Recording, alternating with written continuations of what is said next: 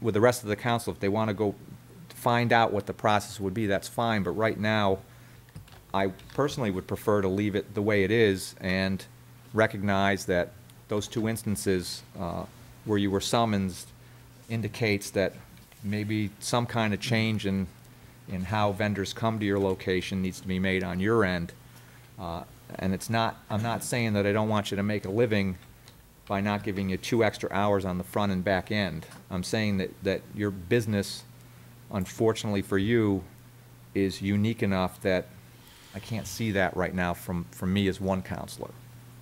I'd prefer to wait till March to discuss any kind of changes in conditions, is what I'm saying.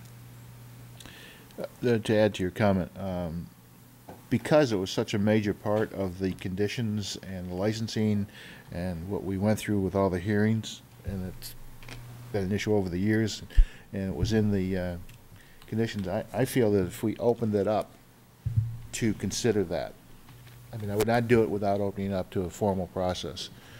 And if we opened it up to the formal process, then everything's back on board.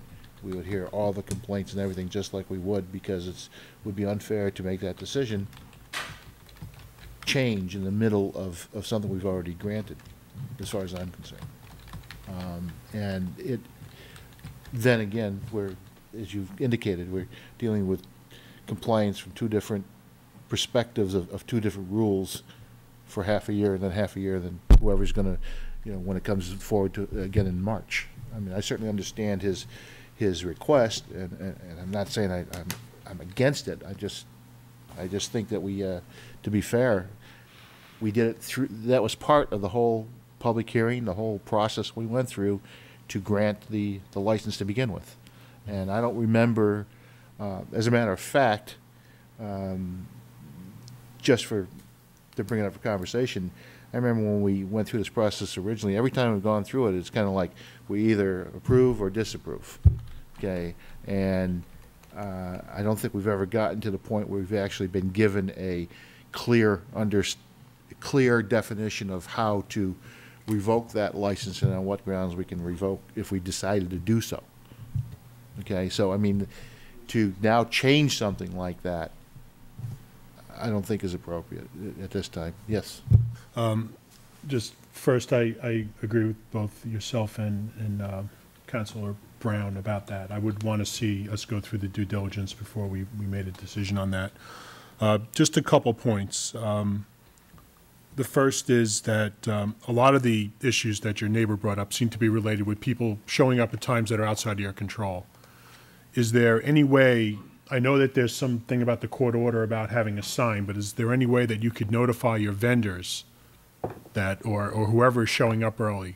I mean, my company, we do this all the time. We'll send out like a blanket memo to all of our vendors saying, look, you know, my company, you cannot show up here before 7 or 8 a.m., whatever the opening time is on these days.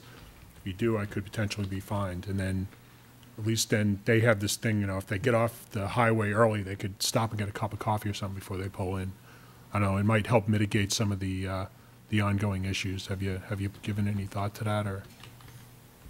The 7 o'clock, I really only need 1 day a month at 7 o'clock. That's the only time I do it, one day a month. I'm not even talking about that. I'm talking about even if you open at 8, it seems like we've had a couple issues where people show up early, you're in your office, you have no control over that, yet you're still held responsible for it. It was just a dump truck. They bring it fill in. They're all, you know, they just, once he knew, he didn't come back until 8. He just didn't know. But it's the same old thing. This man is harassing me, and he's using you folks as his bullies. And nobody ever sees that, because if it's so bad over there, how come nobody else is complaining? How come when I need help, all my other neighbors come to help me? And if I asked them all to come tonight, they'd all be here, but I didn't want to bother them tonight. But if you have another hearing, they'll all be here, because they know that this guy is harassing me. Everybody in town knows this man is harassing me, and I'm getting real tired of it. And I try to do this 8 to 5 in order to just, you know, appease this man, but nothing is going to appease him. No matter what I do, he will find something else to harass me. And that's what he's doing.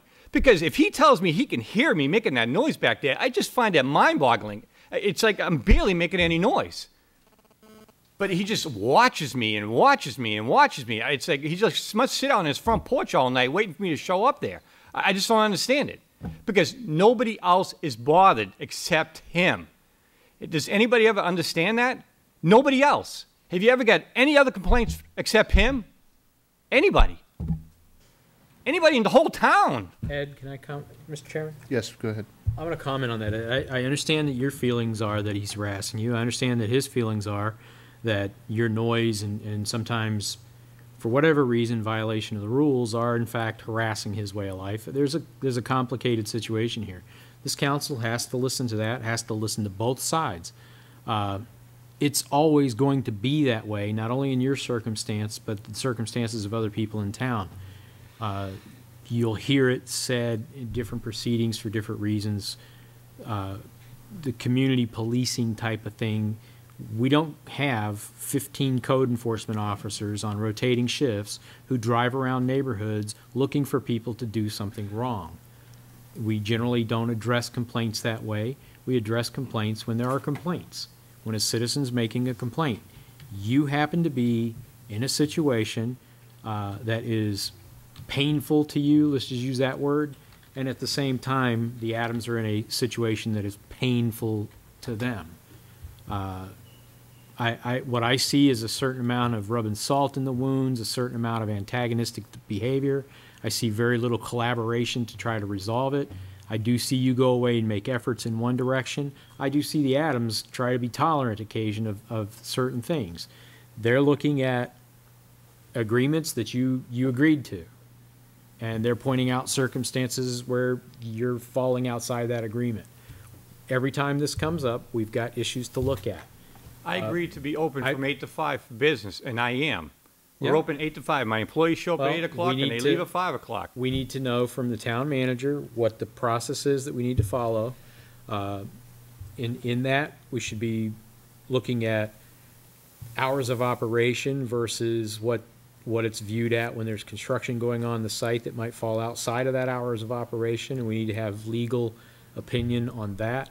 There are a lot of issues that we have to look at. If you think that we like sitting up here listening to this, I'm sure you don't. you know, we don't. Neither do I. And I, for one, have to tell you and caution you on accusing us of being used as bullies for anybody, because we're certainly not that. I don't think anybody up here feels that they are. I don't know anybody up here who can be used as a bully against somebody else. I respect the people here and that they're not being used that way. But what we do have to do is we have to follow rules, laws, agreements, processes, and we have to understand what they are. I hear a couple of counselors say that they're not willing to look at changing hours outside of this cycle. I tend to lean in that direction myself, but I want to hear what the processes are before I get to where I even want to do that. For one, opening up that agreement to look at hours of operation, to me, means we open it up to look at everything. So we need to look at this and understand what the process is before we go forward. That's where I'm at. There's 3 other junkyards in town. They don't have time restrictions. One of them is in a residential zone. He doesn't have a time restriction. He doesn't say you got to be there at 8, you got to leave at 5. They just come and go as they please. Because nobody's complaining and nobody's saying anything. And it's just not fair to have these time restrictions, and I abide by them 99% of the time. But once in a while, a truck comes in late. We get stuck in traffic. He gets stuck up north, wherever it might be happening. But he brings the truck in, he closes the gates, and he leaves. He doesn't unload and go back out again and come back. He never does that. He might come in after 5, but he has to bring the truck back. He can't leave it on the side of the road and go home. I think we all understand that. I think that that's a reasonable, common sense statement. The thing is Then that, why does he keep bringing it up? well, just as you have said, and just as others have come in here and said in your defense, that the Adams has bought a property across the street from a junkyard, and that's their fault. You bought a junkyard across the street from the Adamses. That's your fault. So somewhere in between all of this, you people need to make some kind of way to make I a have solution. bent over backwards over the years. I understand you have done things to improve that facility. I understand you still continue to do things to improve that facility. And we still continue to hear you. and we still continue to hear the Adams. And I predict that I will probably hear it for the rest of the time I sit up here, and I will probably continue to hear it every time I might happen